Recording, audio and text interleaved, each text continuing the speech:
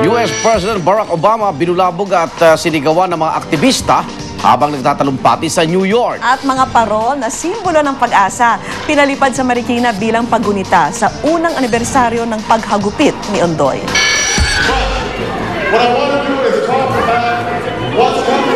Nag-iinit pa lang sana si US President Barack Obama sa kanyang talumpati sa isang fundraising event sa New York nang biglang bulabugin ng mga nagsisigawang rallyista.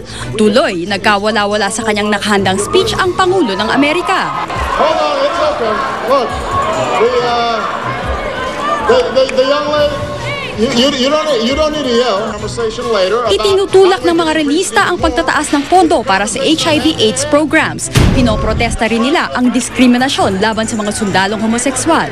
Depensa naman ni Obama, linagdagan na raw ang budget para sa HIV/AIDS programs. Masisilip na ang ilang eksena sa susunod na Harry Potter movie.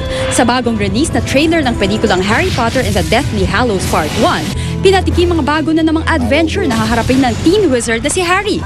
Kasama ang mga kaibigang sina Ron Weasley at Hermione Granger, tatangkain niyang sugpuin at wakasan ang pagiging immortal ng Dark Lord na si Voldemort. Ito na ang ikapitong installment ng Harry Potter movies na base sa mga librong isinulat ni J.K. Rowling.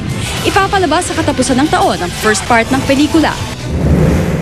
Sabay-sabay namang nagliparan ang mga inilawang parol mula sa gilid ng Marikina River. Pinalipad ito ng mga residente bilang paggunita sa unang anibersaryo ng paghagupit ng Bagyong Ondoy sa linggo. Sinisimbolo raw ng mga parol ang bagong pag-asang kanilang nakamit sa kabila ng trahedyang ikinasawi ng mahigit 400 tao sa Pilipinas. Isa ang Marikina sa matinding tinamaan ng Bagyong Ondoy, kaya't bukod sa Lantern Parade, magkakaroon din sila ng Fluvial Parade sa September 26. Para sa Saksi, Rosetti Rivera, nag-uulat. Susunod na po ang OFW Diaries, tampok ang kwento ng mga dating artista na ngayon ay OFW na.